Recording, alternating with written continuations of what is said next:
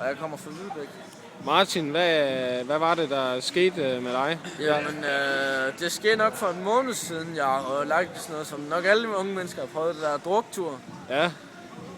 Der var så nok en vis grænse, min krop den holdt til, og det synes jeg, den er sådan begyndt at lige at komme tilbage nu. Okay. Og det er i hvert fald ikke bestemt rar følelse. Nej.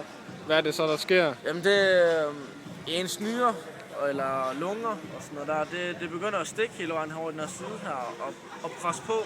Okay. Ja. Og jeg synes ikke, det er sjovt at fortælle til ens kammerater. Nej. Men nu har jeg sagt det til dem alle sammen. Ja. At sådan har min krop det med at drikke alt det alkohol. Ja. Så nu er jeg går til det der, havde en vandvogn, drikke mere vand Ja. og spise noget mere sundt. Det er en god idé. Hvad skete der, da jeg bad for dig? Jamen altså, til at starte med, inden du kom, der stak det sådan helt ind i min krop og gjorde ondt, og jeg var nedtrykt og deprimeret. Ja. Og du gik sådan og Ja, holdt for min dig krop, på siden sådan? det var ikke noget sådan, man prøvede at skjule, men alligevel det gjorde så ondt, men Ja. man skulle vise, at man har brug for noget hjælp. Ja. Er det så væk nu, eller hvordan? Altså, da du startede med at bede første gang, eller kontakt med mig, der begyndte det sådan at rigtig summe i min krop. Okay.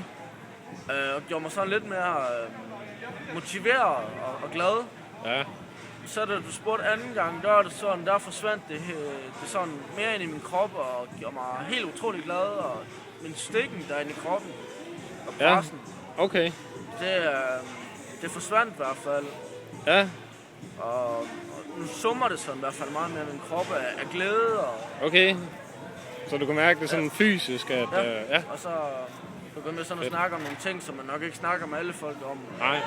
Tror du på, det er Gud, der har gjort det? Det tror jeg helt bestemt, fordi jeg har også meget med det i min familie at gøre. Okay. Så det har jeg i hvert fald ikke noget at skjule for. Nej, okay. Jamen det var bare fedt, det var lige det hele.